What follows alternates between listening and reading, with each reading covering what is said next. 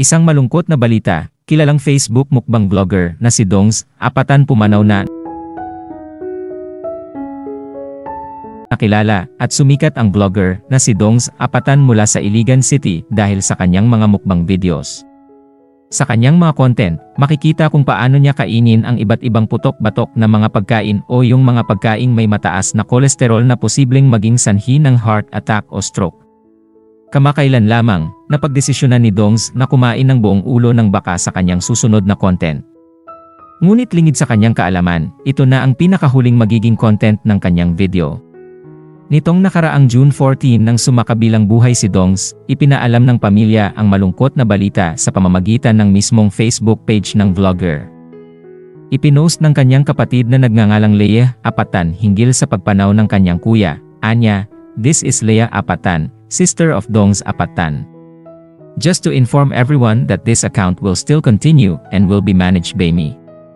Thank you everyone for your prayers." Ayon sa kanyang kapatid na si Leah Apatan, umalis lamang ng bahay si Dongs matapos gawin ang kanyang video kung saan siya kumain ng pinalambot na ulo ng baka na may kasamang kanin at suka. Makalipas ang ilang oras, nakatanggap ang pamilya ng hindi inaasahan at nakababahalang balita, inatake si Dongs. Agad na idinala sa ospital ang vlogger. Sumailalim siya sa iba't ibang test at doon na lamang may namuong dugo sa kanyang utak. Ililipat pa sana siya sa ibang ospital para sa surgery, ngunit sa kasamaang palad, binawian na siya ng buhay. Ginawa naman daw lahat ng doktor para mabuhay ang kanyang kuya pero hindi na talaga kinaya kaya ito ay tuluyan ng sumakabilang buhay. Malaki din daw ang problema ng pamilya sa aspetong financial, lalo na ang gastusin sa ospital at ang pagpapalibing sa kanyang kuya, dahil kahit vlogger ay wala naman daw itong sapat na pera, 400 lang daw ang kinita nito sa nakaraang buwan. At kinakailangan pa nila ipangutang para mailabas siya sa ospital. Agad naman bumuhos ng mensahe ng pakikiramay para sa mga pamilyang naulila ni Dongs Apatan. Naging paalala ang nakalulungkot na pangyayaring ito na bagamat nais nating maghandog ng kakaiba at nakaaliw na content sa social media, dapat pa rin nating gawing prioridad ang ating kalusugan at kaligtasan. Tandaan, tunay ngang ang lahat ng sobra ay nakasasama at minsan nakamamatay pa.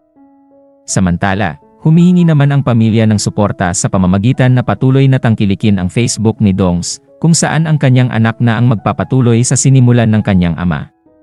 "Dear Ma'am, Sir, dahil sa biglaan pagkawala ng aking kuya Dongs Apatan, ang Facebook page niya ay gagamitin pa rin ng kanyang mga anak para matustusan ang kanilang pang-araw-araw na pangangailangan at pag-aaral lalo na't matanda na ang mga lolo't lola ng mga bata para magtrabaho. Higit pa rito ay umaasa pa rin kami sa pinakamahusay na nilalaman upang maipagpatuloy namin ang nasimulan ng aking kuya. Umaasa sa iyong mabait na konsiderasyon. God bless and more power."